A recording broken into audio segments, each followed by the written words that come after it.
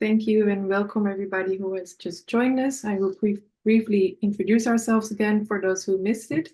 My name is Heleen Peeters. I am the editorial coordinator at 7 Insider, and I will be hosting this session together with Ilvy Njiokiktjien, 7 contributing photographer. This is an episode of the Curator Series, and we are super honored to be joined us today by Nestan, and I am going to try to pronounce her name correctly. Nestan Nijaradze, thank you for joining us and welcome.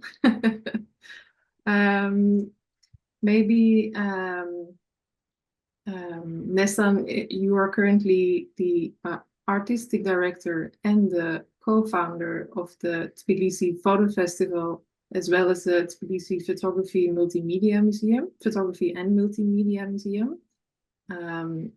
Maybe before we dive into where you're at the moment, you can tell us a little bit more your background, who you are, where you started, and then we dive into all the amazing exhibitions you're currently working on right now and have been producing over the years.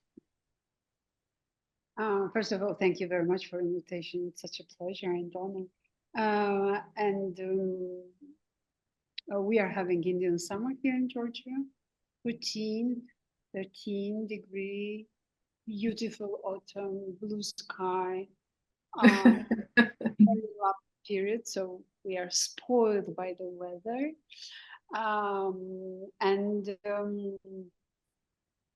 So who I am and what I do, and about my background, I studied journalism without having an idea to connect with the photography in very dark 90s after the fall and collapse of USSR. Dark 90s, not because it was only a difficult period, but also because it was literally dark, no electricity, like all the systems, including not only political but economical also, they just collapsed, and we were staying in dark and cold and without hope. But me, fortunately, I was young, and then I got the chance. So I studied in Tbilisi, and then I got a chance to continue my studies in Paris because I was studying French, and the passion for the language changed all my life as and I would say that passion for anything, not only anybody or somebody, but for anything and something changed almost everything, or can change everything in my life, in the life, and it happened in my life also. So I studied language first in Paris, and then I entered the university. And then in the university, I have been poisoned by photography. And fortunately, it happened in the capital of photography. So, and then it started it opened the beautiful, big, huge adventure that still goes on, and I'm still in it. So thanks to the passion that I had for the French language, it has driven me to where I am today, and still in love with French. So that would be my next question. How good is your French? Every time I speak French, I feel like I'm happy. So seems, yeah. Very nice. And so you co-founded first the festival in Tbilisi in 2010. How did you start this?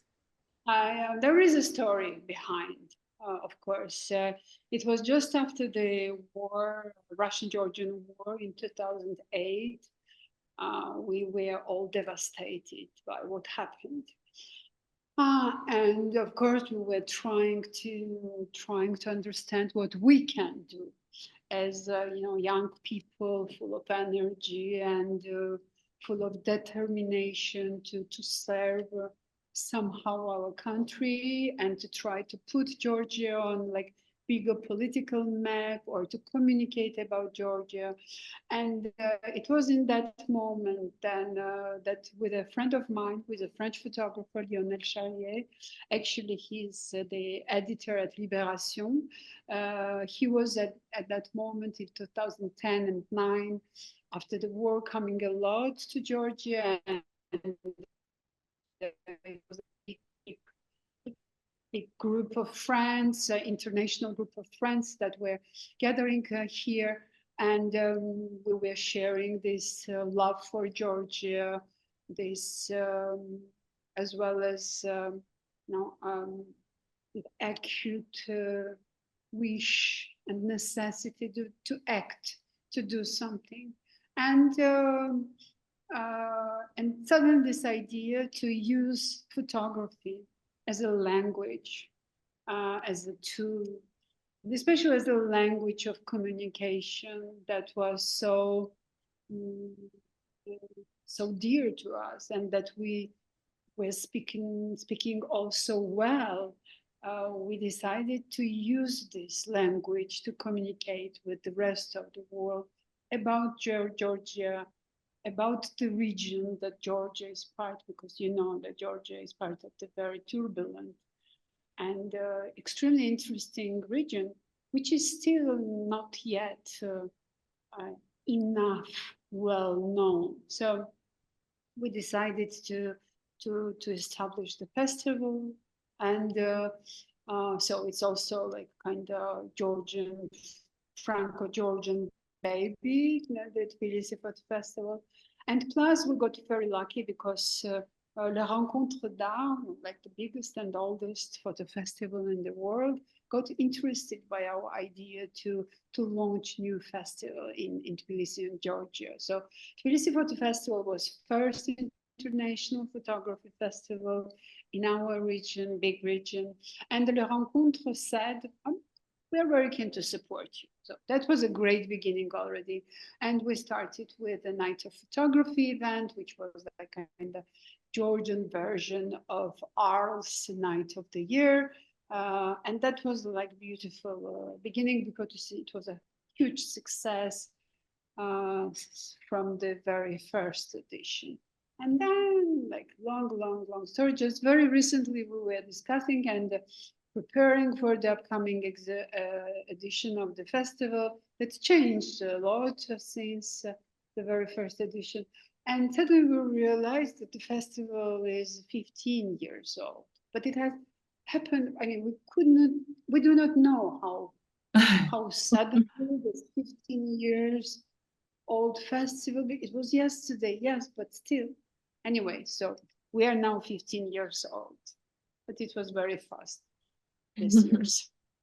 In those 15 years, you just said the language of photography was very important in the beginning, kind of. How would you say the current state of the photography exhibition scene is in Tbilisi or in Georgia in general? Did you ignite this whole culture of visual storytelling even more? No, when we were starting, it was kind of unknown land. It's like really nothing special happening. I remember for the first edition, for the second edition, when we started preparing the exhibitions, that we wanted to use the wooden frames. Even wooden frames didn't exist in Georgia. So we found a guide. Wow.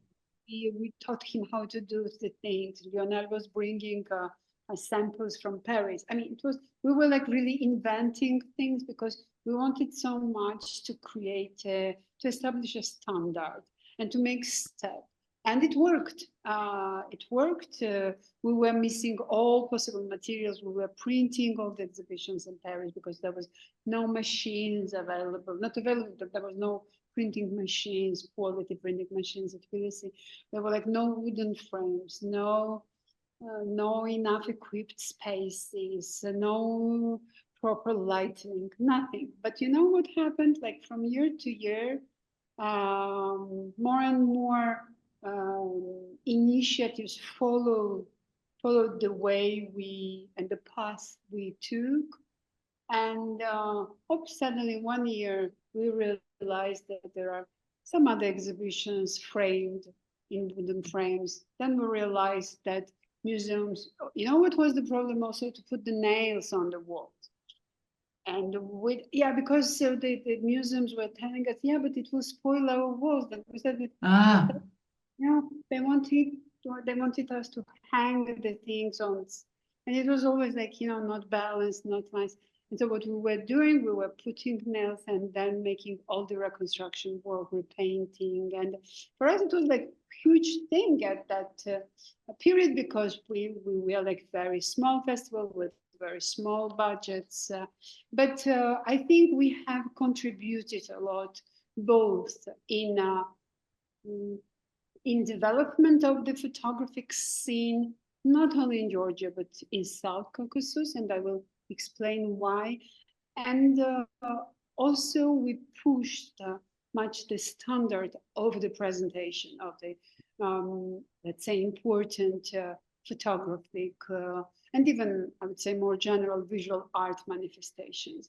And as for the influence on whole South Caucasian region, I mean, the history of the region shows that Georgia was the cultural center for the mostly South Caucasian region historically, not only cultural, but in political, economical, and somehow country keeps this position and this status. So there are many, many things happening, much more things happening, cultural, artistic manifestations and events happening in Georgia than in two other countries like Armenia and Azerbaijan.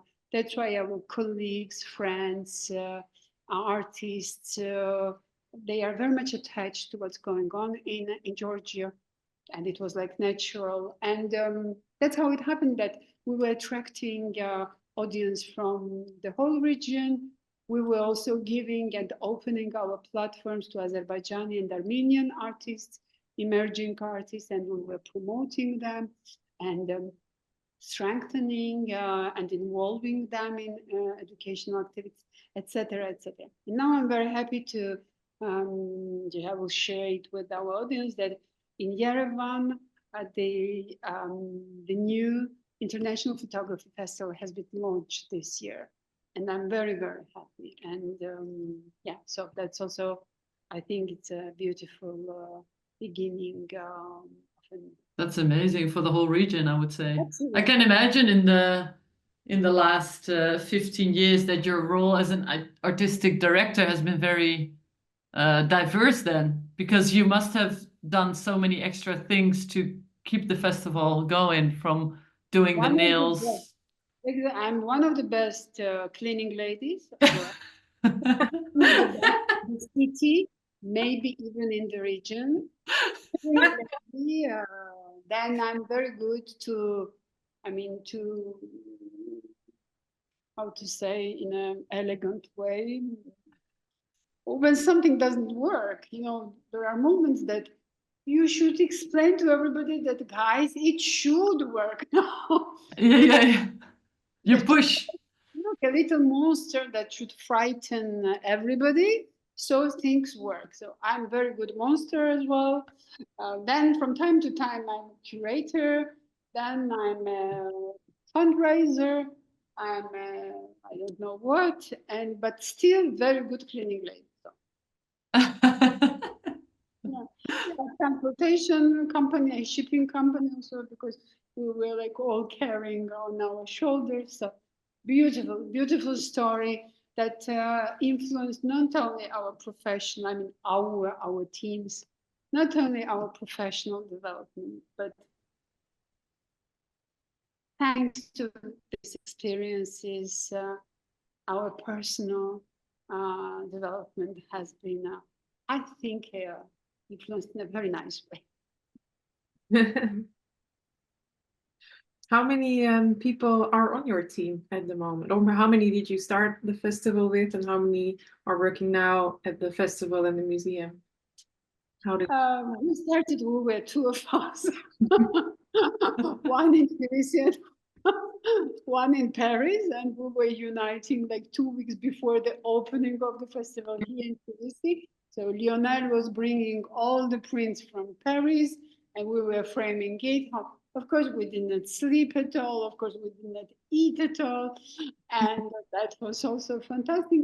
And since we grew up a lot, because now we are 5 of us. So it's a huge, huge team compared what it was in 2010. And I mean, team, like we are physically here in this office, which is part of the museum. We are 4 of us. There is our financial director keeping eye on us online from somewhere, and there are of course technical manager, etc. But a core team, huge core team, is now 4 persons. It's impressive with the amount of work you have been making over the years. Yes. There's a lot of passion, I can tell from your story. But what is good is that now I'm the oldest one in the team, and I have this incredible pleasure to work with the Gen Z. I mean, our team is mostly young people, and that's a great, also fantastic experience for me.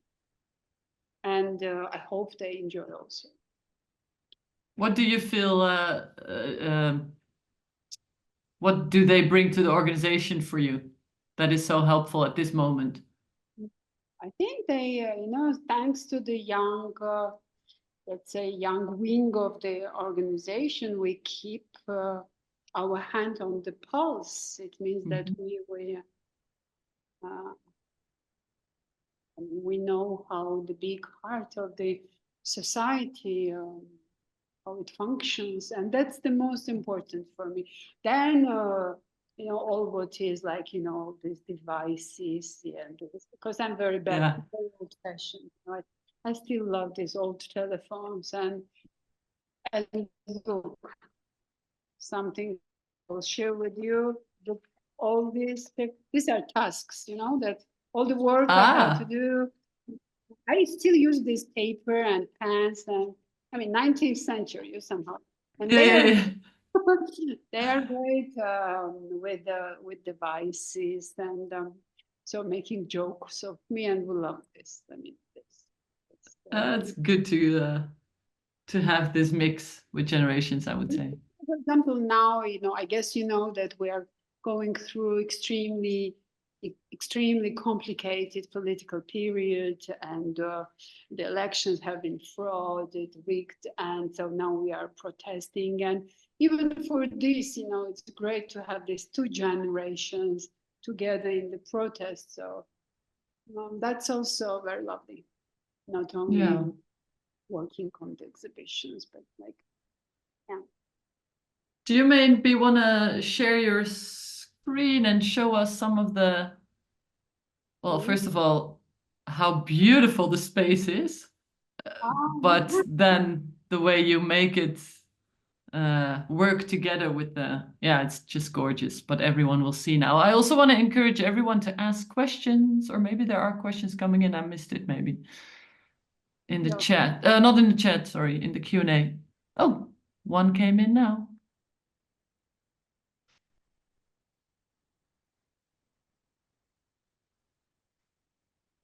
sorry.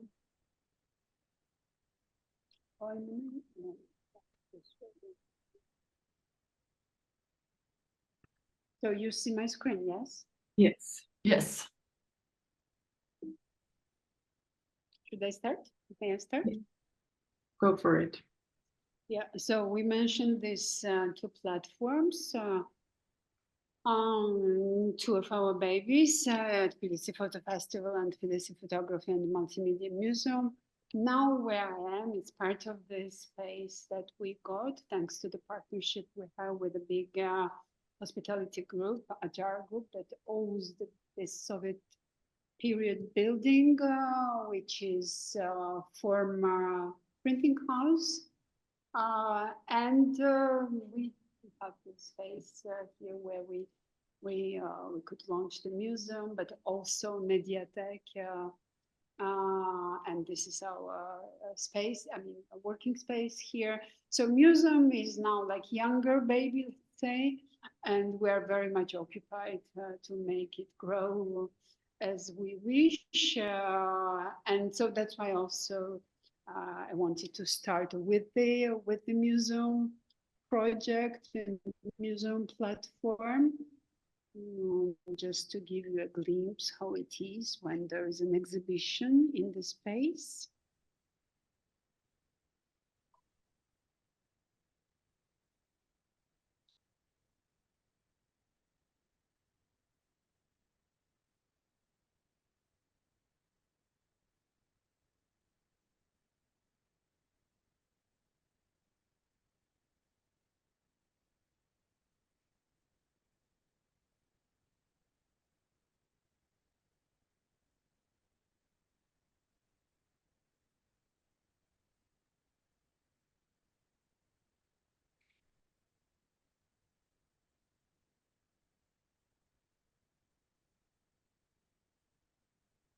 So gorgeous.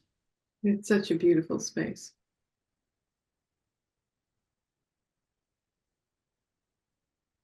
So yeah, so it is in reality a very beautiful and interesting space, very industrial. For us here at Tbilisi, it's, let's say, it's the first exhibition space of this type. So it was something new we launched 5 years ago, just before the pandemic. So it was perfect timing. We launched the museum and then we closed for a year and a half. And we were just going around and saying, we wanted to do this, we intended to do this with this museum, but fortunately we could go through this, like, let's say, crisis with the huge support of the partners who allowed us to have this space and to develop the project together with this space, because this space also somehow suggests, sometimes dictates how we should work with it. And I was sharing also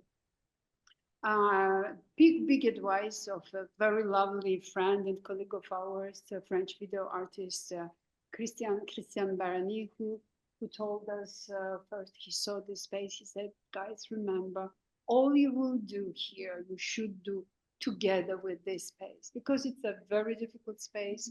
We are still in the kind of part of the huge building which is under reconstruction. And this is also some kind of inconvenience, but we play with this inconvenience.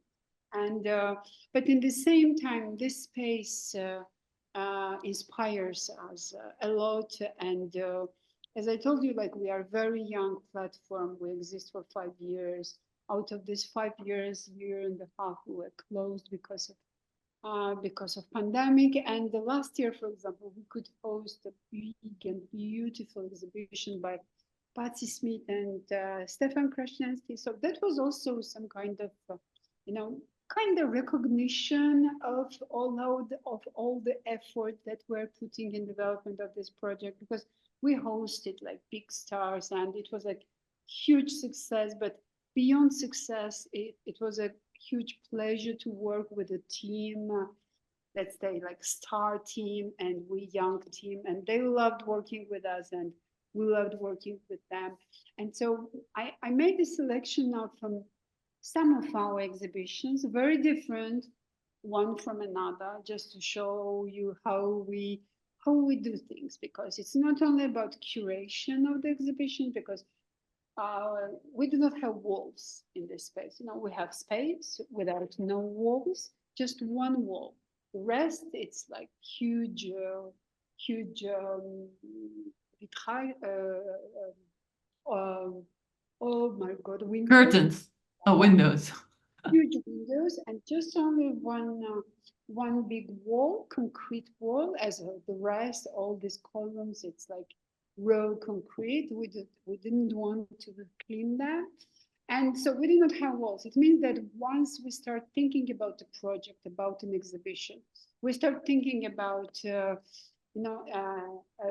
reconstruction of the space, to adapt the space to the exhibition, or to adapt the exhibition to the space. So it's kind of every time these two big elements they work together, then comes like, of course, the colors there. And so what we try to do is also like to juxtapose this raw concrete material, which is the basic material, to the to the very museal colors that we use for the space, for the walls, exhibition walls, as well as like very sophisticated lighting system. So now, for example, on this image, on the right side, you know, this office part, you see, it's exactly where I am now. So on the left side, you have the our beloved library. We work a lot because space allows us, and we're only institution who can do this kind of installations. So we work a lot with giant screens, and we love making multi-screen installations in our space. And often, for example, as with this project that gathered 8 Lithuanian photographers from 60s and 70s who were like extra strong with analog photography printing, but they suggested that to work for the show of the Lithuanian photography in a digital format. And it was fantastic experience and very beautiful outcome. As you know, Paris Photo honored this year Lithuanian photographers, and our friends, they exhibited at Grand Palais. So we had a digital version, but it was very impressive. So you see the scale. We normally work with 4 meter, 5 meter, 6 meter screens. We install 8, 9 screens in the space, and it works very well. Or we work with the very classical exhibitions and analog photography, like in case of this one by Jim Goldberg. So we had the honor to host this exhibition as the exhibitions on Ukraine in 2022, just after the war started in Ukraine. This is also like for us very playful moment of choosing the colors, and of course we take in consideration photography that we're going to show on the walls. So and it's always in connection with photography that we try to choose the correct color and the framing, etc. All these details, or when we exhibit these tiny contact sheets from the archives that we have been given. It's a donation of a Georgian photographer from 60s, 70s. Beautiful, small, like really 2-3 centimeters contact sheet, like normal contact sheets, that we wanted to exhibit as they were preserved and conserved by the photographers. So that's why you see the visitors with the loops looking at them, or just like contemporary photography, as you see presented this way. And every time it changed so much. That's why I'm saying this space allows us to have these endless, games with the space and with what we do. So of course, as we are like small team, We are an independent organization with both platforms, Photo Festival and the museum. We didn't want to be kind of oppressed by our donors or something, so we choose to remain independent. Of course, we are paying a price for that. Of course, it's not easy, so we are fundraising to have resources to organize all we want to do on the as a program of the museum. But on the other side, we are involved in many very interesting projects where we use the medium of photography for, let's say, positive changes. So we're working not only in Tbilisi, the capital of Georgia, but also a lot outside of Georgia, and the decentralization of our artistic or educational activities has become for us, let's say, main direction, because we're bringing all we can bring in a rather remote regions of Georgia. So that's the museum. If there are any questions, maybe I can answer. If not, I can go on with the Tbilisi Photo Festival. I do have a quick question in between. How do you decide on the programming, on the themes, or when you have a group show or a solo show? How does that thought process come about? And how early do you start? Is it like short term, or do you work on something for a long time because you also need to gather the funds? Yeah, normally in Georgia, always decided maybe 24 hours before it happens. It's a Georgian way of doing things. For example, if you say to someone, it's urgent, when do you need it? Oh, yesterday.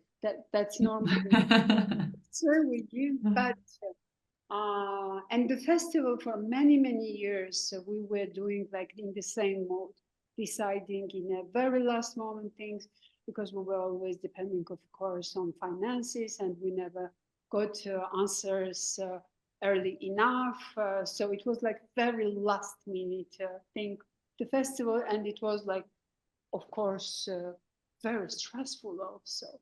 But with the museum, this museum, it taught us so many things, including planning in advance. And this is something that for me, for example, personally, it's something not really important. I do not need to plan things in advance, but I'm enjoying now the pleasure of planning things because the museum forces us to do so. Otherwise, we cannot work, because it's every time we change the project, it's a huge work. Not only preparation of the exhibition, which is always a big work. All our colleagues know that, but the space is so difficult and space is so huge that it's also a lot of physical works, a lot of reconstruction elements like painting, moving walls, and these walls that we are hanging there, each of them is like 200, 300 kilos. So it's extra difficult tasks. And so we need to plan in advance. And for example, now, today, we have almost 2 years planned and booked projects that we are developing slowly. And this is something, to be very honest, I'm enjoying very much now, despite the fact that, as I mentioned personally, I'm not the type of persons who need the pre-planning things. I need to be quiet and to function. So now there is a kind of schema, and it happened also somehow natural. We didn't think about it in the beginning that we have to plan, despite the fact that we know that we have to plan. But the scale of the work and the scale, the volume of the work and the scale of everything that we are now dealing with taught us how to do so. And it's very pleasant at the same time. There are some questions coming into the Q&A as well. Someone says that they've been in the museum several times and really enjoyed the exhibitions. And this person says, I also know there used to be some activities that aim to support artists outside the South Caucasus as well. Are there any plans in the future to engage with artists from Eurasia, Central Asia, or maybe even the Middle East or South Asia? Yes, of course, because it's very pleasant to hear that that the person who visited us has been somehow charmed by what we have here, our playground. And as for the grants, yes, when I mentioned the exhibition, for example, on December 18th, we will open big group exhibition that will feature the works of 10 women photographers and visual artists from what we call big region, large region. And it consists of countries. I mean, the exhibition will show artists from Turkey, Bangladesh, Yemen, Egypt, South Africa, Morocco, Syria, etc. So we are mostly, while it comes to grants and other kind of support that we provide for artists, for community of artists, and especially to the community of women photographers or visual artists, because since 2015 we are very loyal to the community of women professionals of visual arts. Every year finding ways to support them in different ways. And this exhibition will be featured in the frame of Prince Claus Foundation program that we have the honor to be part of, Fertile Ground. And once this program will finish for the next year, of course, there will be grants for photographers and visual artists from different regions, except let's say Western countries. Heleen, do you want to do the next question? I think maybe we do one more question before we continue the presentation. Emiran Demirel is asking, or actually first saying that the museum is huge and beautiful. And he's wondering, how do you fund the space and the exhibitions? Is it mainly with ticket sales, or maybe do you have any donors?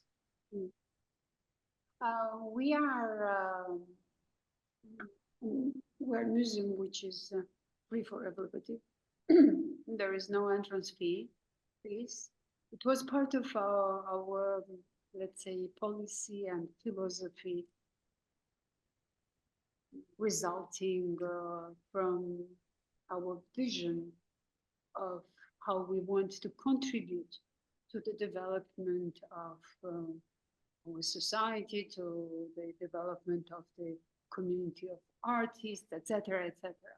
So entrance is free, no tickets, no sales. All activities we organize, all activities are free. Educational, artistic talks, all what is happening here is free. And so what we do to be able to open all our activities to our public is that we fundraise. We have now mostly international donors, because since changes of political situation in Georgia, we refused to work with governmental donors that we had, because for many years we have been supported by the Ministry of Culture, or City Hall was among our donors, but now we do not want anymore to deal with them, so we refuse to get the sums that are, let's say, our sums for our projects. And we mostly work with international partners, international organizations, and that are based either here in Tbilisi, either internationally, but who support us for many years. among them is Prince Claus Foundation, or maybe it's various.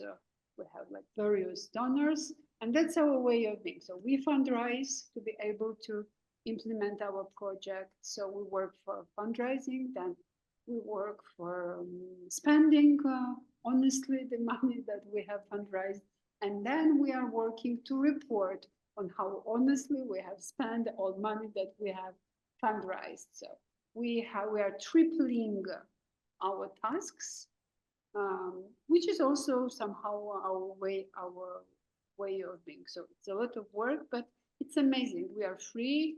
We do what we want, and we will be doing what we will be wanting to do and wishing to do.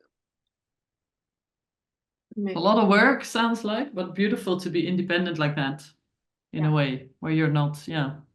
It's nice. Should we, so you have more of the presentation, I think, right? Because there are a few more questions, but we can get to them. Yes, I have another like small part on Tbilisi Photo Festival, which is like older baby, now almost teenager, 15, not almost, but teenager, 15 years old, that we founded in 2010, as I mentioned, in partnership with Les Rencontres d'Art.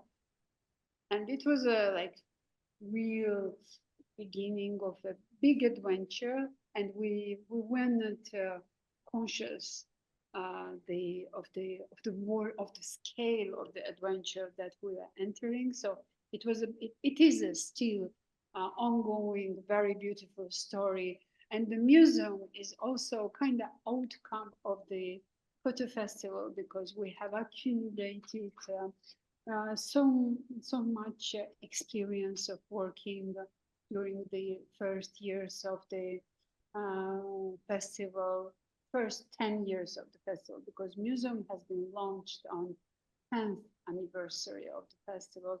We have accumulated so much of professional connections with the very lovely and great international partners and colleagues. We have accumulated collections of photographs and the digital collections. We have accumulated also, and I think the most valuable is we have accumulated so much how to say in English, fidelité, like loyal friends and colleagues who somehow trusted and believed in what we were doing, and trusted that this festival, we didn't want it to be just a festival for the festival. We wanted this festival to be part of the big movement of changes. We wanted the medium of photography with its power and with its power to influence more minds, like it has influenced mine when I was a student in Paris, or Lionel's, or so many other photographers or amateurs of photography.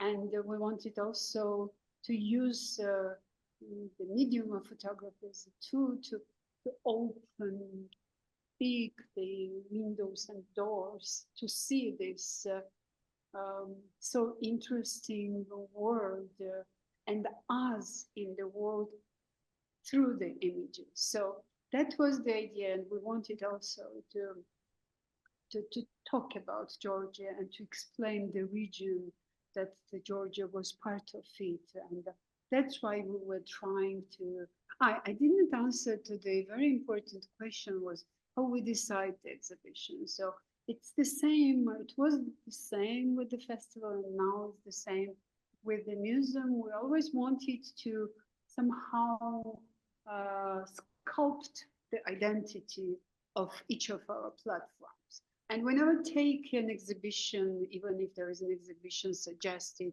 all paid, all covered expenses, we never take it if this exhibition comes from outside as a suggestion, as a proposition. If the content and the quality of photography is not what we want to defend, and if there is not a meaning in it. So we always think to react on what's going on around us, to react on big events, political, cultural. We react also on, of course, artists that we love, which means that we always want to show the works of the artists that are important for us. So in this way, we are somehow very selective, very, I would say even ambitious somehow, even if we are not ambitious at all, but ambitious in a way that we try to show the best of the best with the less we have. And do you sorry? do you what is the preferred way for photographers to kind of reach out to you if they want to pitch a project? Because you're saying you do receive pitches, you look at them, sometimes it's a match, sometimes it's not. But how should people kind of do you go to portfolio reviews, for instance, or do people email you a lot? Because I know there's a lot of photographers now listening in who might think, wow, what a beautiful space. I would wish my show is right there. How does that work for them? Simple.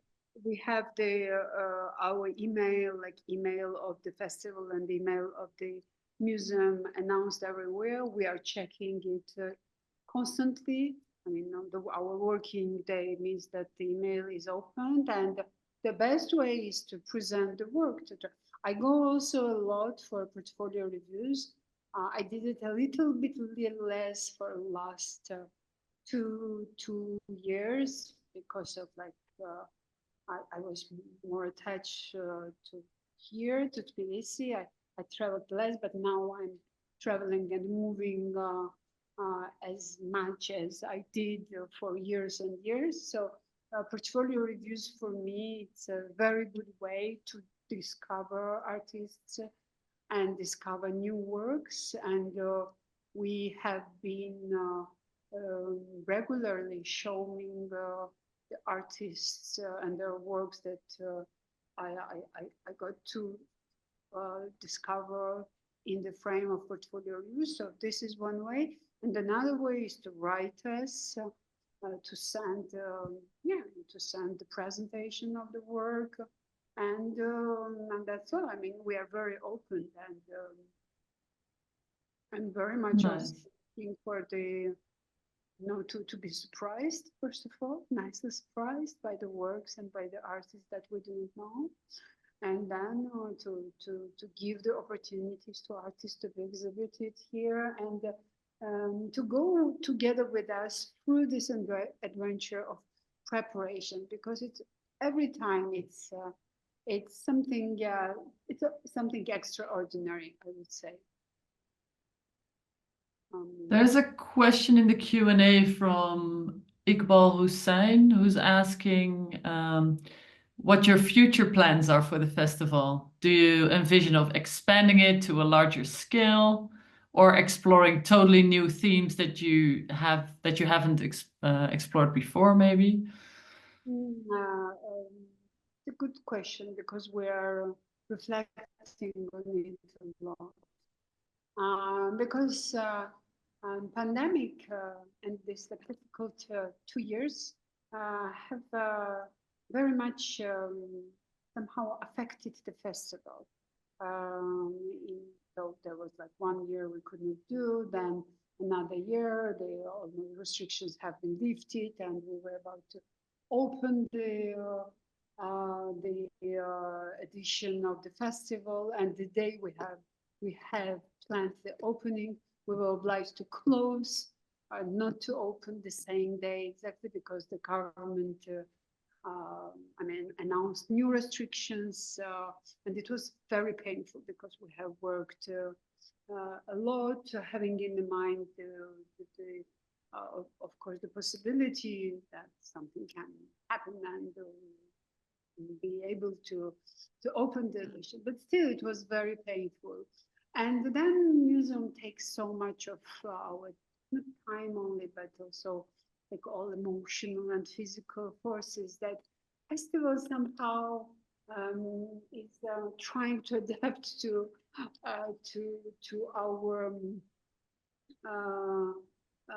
kind of new way of being, mostly being dedicated to the development of the museum. And for example, this year we were planning the new edition, 15th, by the way, 15th edition opening in the beginning of October, but we were in pre-election period, so extremely tense.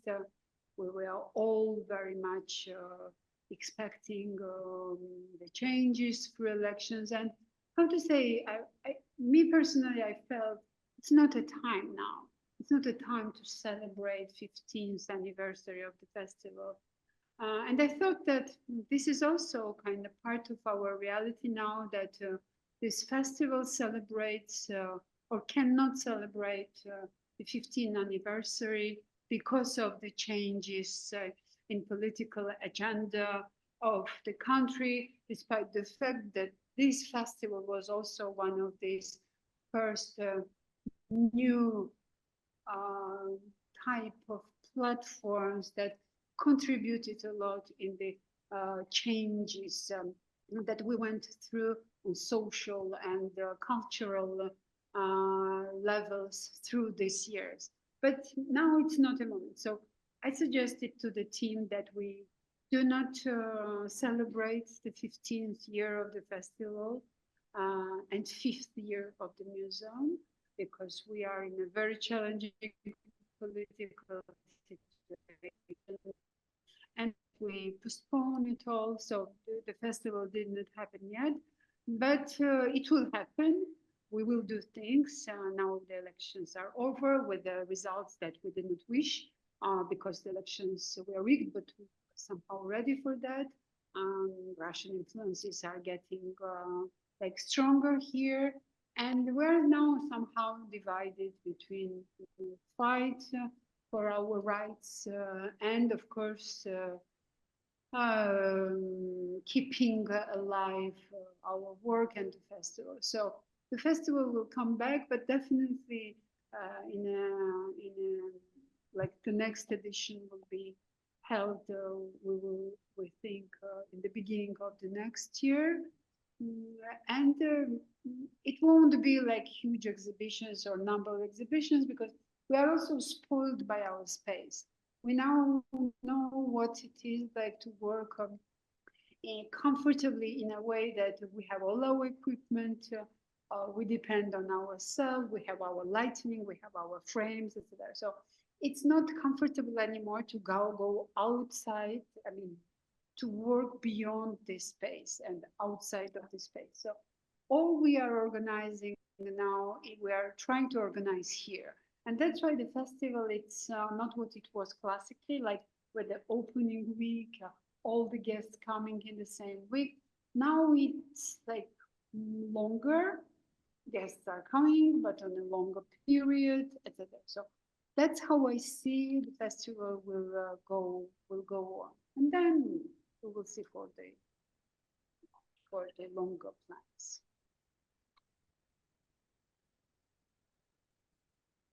And there's another question, which I'm also curious about, the collection. Does the museum own an own collection? Yes, as I mentioned, one of the reasons or maybe inspirations why we decided that it's maybe time now to think about institutionalization of our efforts and work was collections that slowly has been accumulated. Yes, we do have collections, but it's not something huge. But it's. But has most of the, is it mostly work that you've exhibited before, or is it also, do you still have things in the collection that you haven't shown yet? These are mostly, so there are two parts: donations. Ah, of course. getting donations, for example, archives to keep, conserve, to work with, promote, etc. Or the works by the photographers with whom we have been collaborating for many years, and not only photographers, video artists as well. So there is also digital part of the collection. There is also like big part, which is, by the way, available, and everybody can consult. And it's a very good tool, educational, just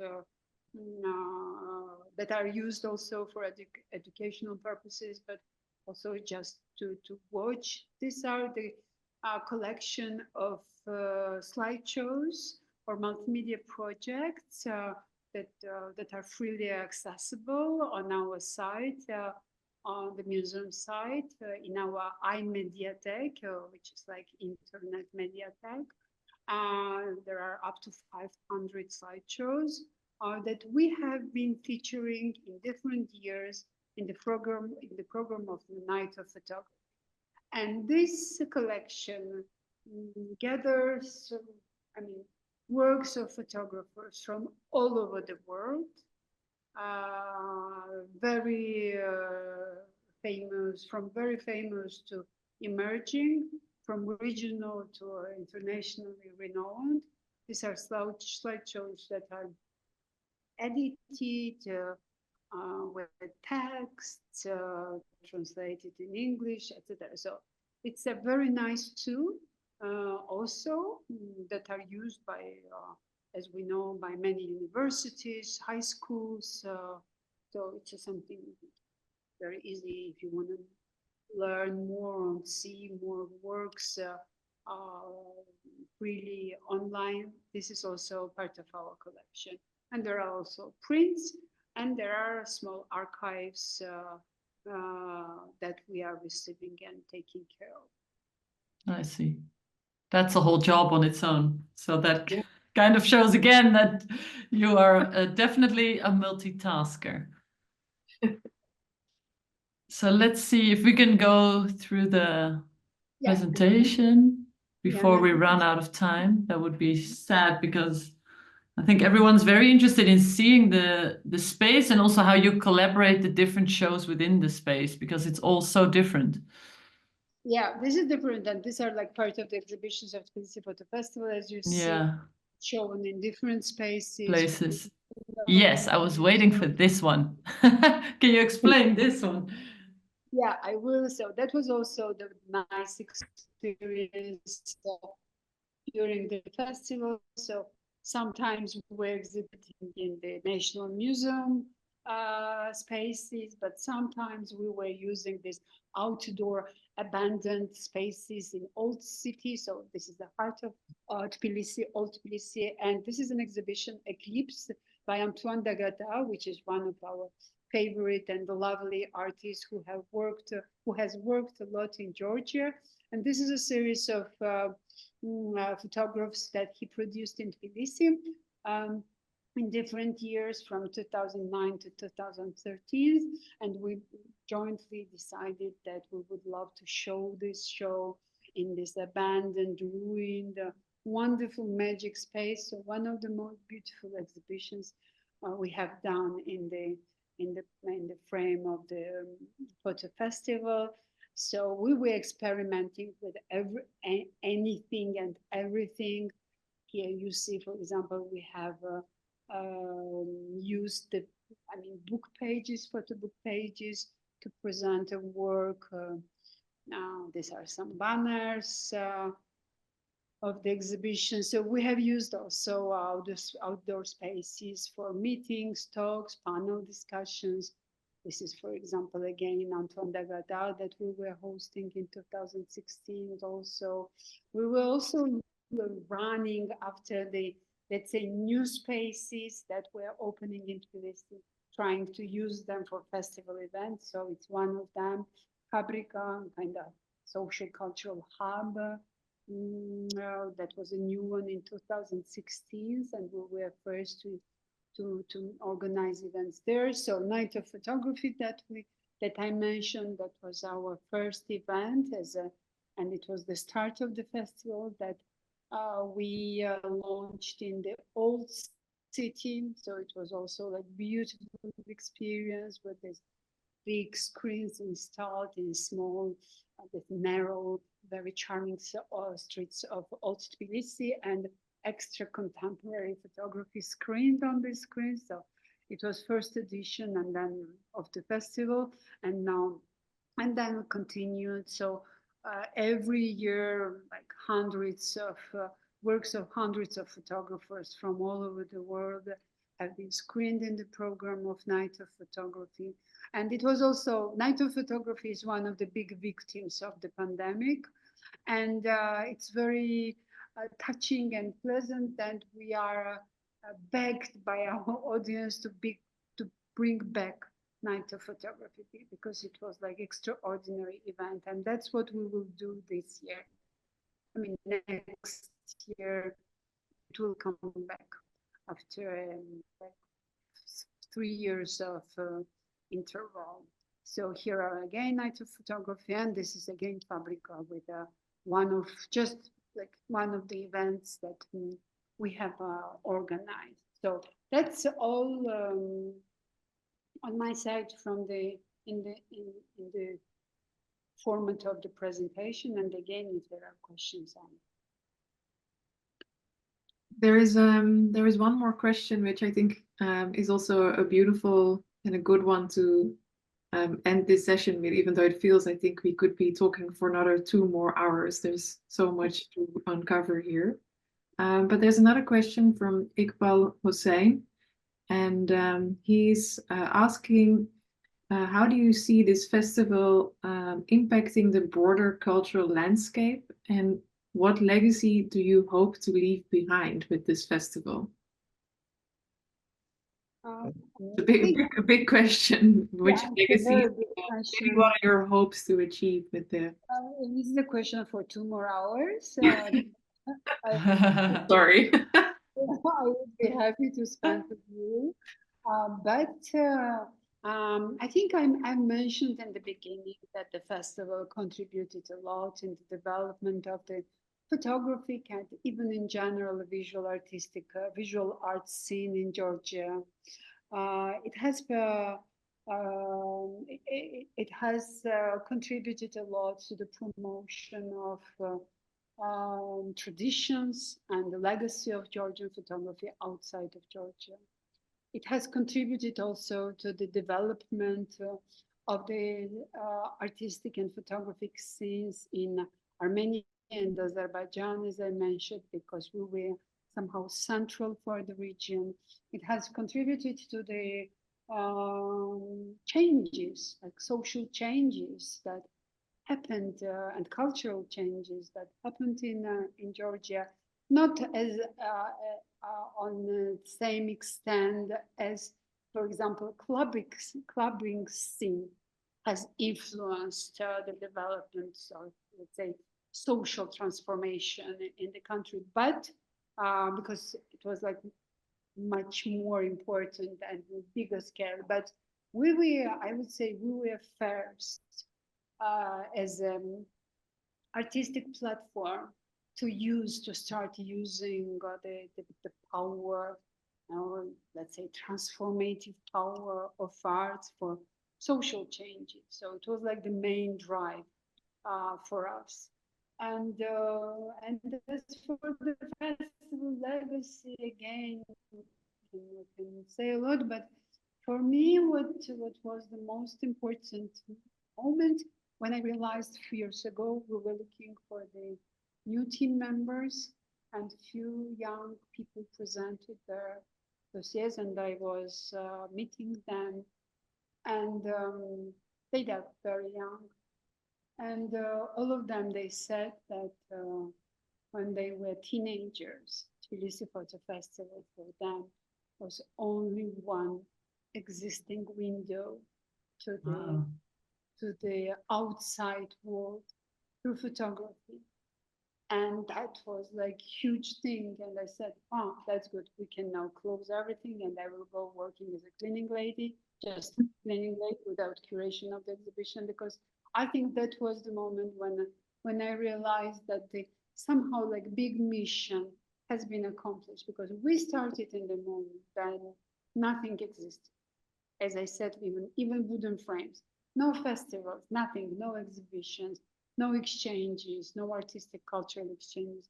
Now Tbilisi is an extra vibrant city with festivals, cinema festivals, few ones, fashion, clubbing scene. Everything is extremely vibrant and developed. But back to 2010, nothing was there. And knowing that we have become, I mean, with our idealistic and somehow utopic ideas, we could achieve concrete things. And this is much more important for me than festival just for festival and how long it will live, or even the museum. Now it's a like very joyful, let's say, project, because it brings us a lot of joy to try to do and invent things. But the same, I mean, this museum is somehow justified.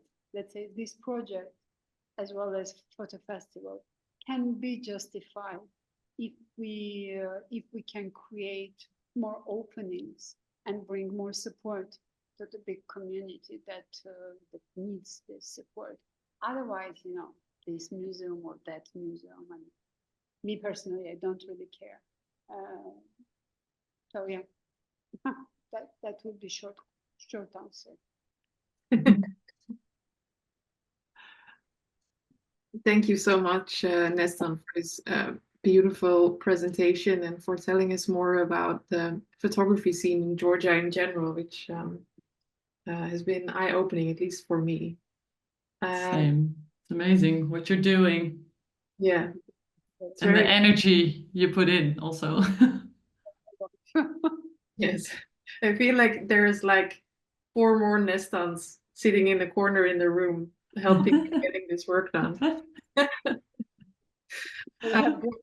Unfortunately, we will need to end the session here. But thank you so much for joining us, Nestan, and of course to the audience for joining and for being so interactive and asking so many questions.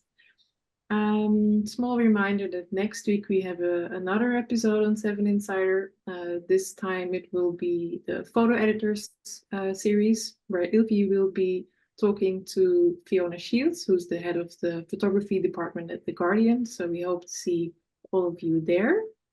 And that's it for now. Thank you so much for joining us, and see you in the next one. Thanks, everyone. Thank you, Nestan. Thank you. Bye.